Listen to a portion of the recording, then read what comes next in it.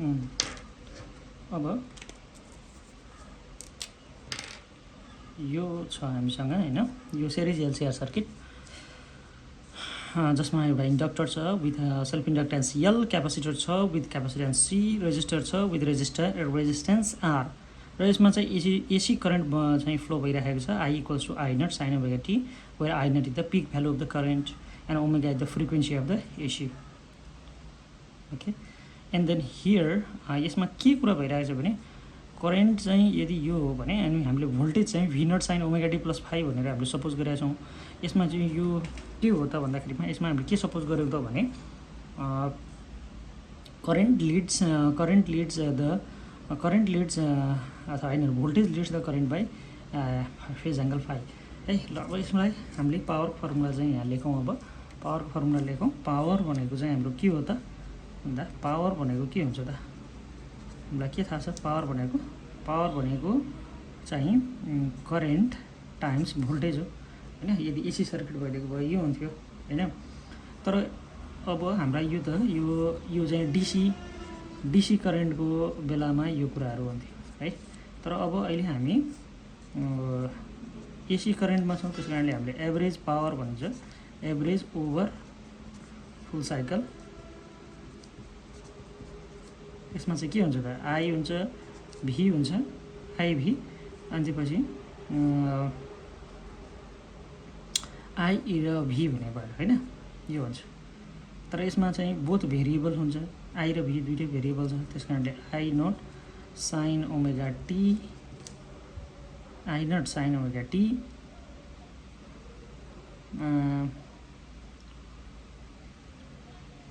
I naught sine omega t अनि त्यसपछि के हुन्छ V naught sine omega T plus five यो हुन्छ।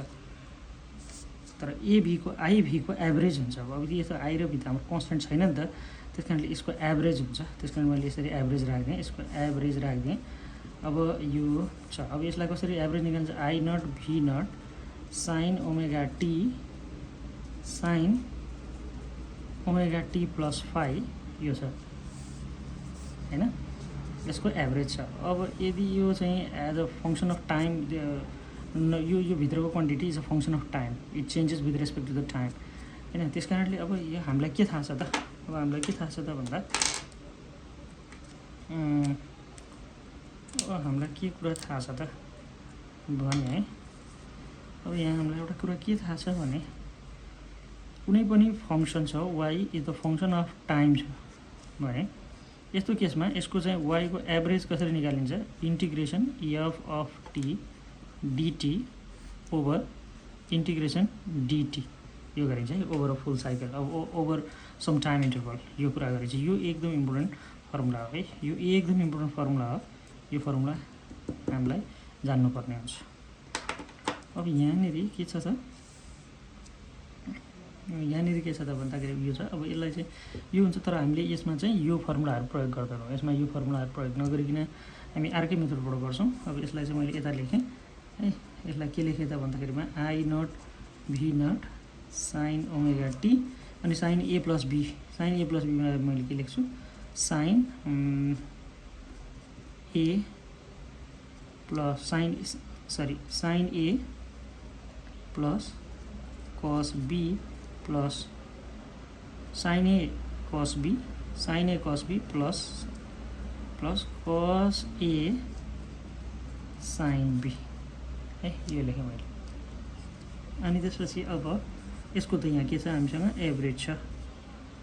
अब यो एभरेज भन्दाखेरिमा I naught V naught sine square omega t, अब यसलाई खोल्दाखेरिमा प्लस अनि के छ sine omega t cos omega t sine five है, यो आइराखेको छ। अब यसलाई मैले यो लेख्न सकिन्छ, यो लेख्न सक्छु I naught V naught sine square omega t cos five plus 2 sine omega t cos omega t by 2 sine five लेख्न मिल्छ, अभियसली लेख्न मिल्छ। अब यो के छ यहाँ हामीसँग एभरेज छ। अब यसलाई मैले I naught V naught sin square omega t cos phi plus 1/2 sin 2 omega t sin phi लेख्न सक्छु है। यहाँ हामीसँग के छ यो अब यो एभरेज छ। अब यसलाई यो गरेपछि के आउँछ त भन्दाखेरि I naught v naught sin square omega t cos phi plus यसको average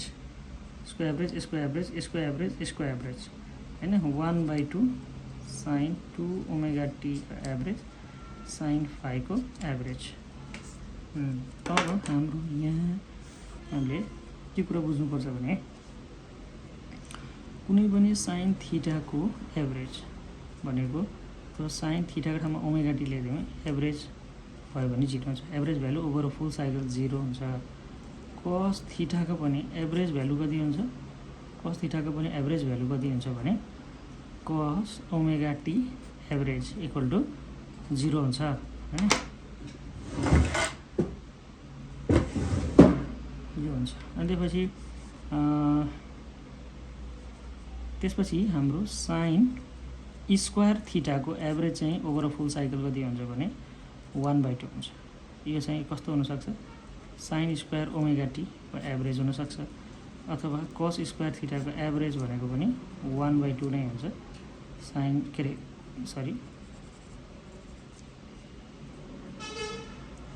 cos square omega t average है यो हुन्छ। अब यहाँनिर यो भइसकेपछि अब यसलाई मैले के गर्न मिल्छ त भन्दाखेरिमा I naught v naught अनि त्यसपछि यसको चाहिँ 1/2 यो अब phi भनेको के हो? phi भनेको के हो? बस phi भनेको के हो त? phi भनेको के हो त? phi भनेको के हो भने जस्तो कि phi भनेको के हो त? phi भनेको के हो त? phi भनेको के हो त भन्दाखेरिमा it's a phase difference between current and voltage.